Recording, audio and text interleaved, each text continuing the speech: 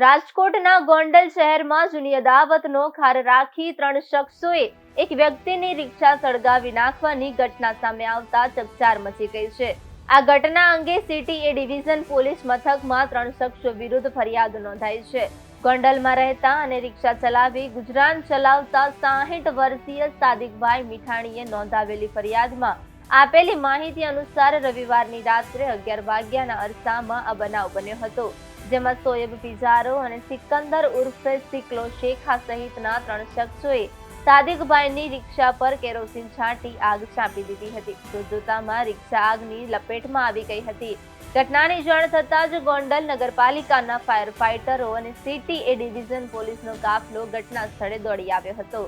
Fire વિભાગે ત્વરિત કામગીરી કરી આગ પર કાબુ મેળવ્યો હતો, પરંતુ ત્યાં સુધીમાં રિક્ષાને ભારે નુકસાન પહોંચ્યું હતું।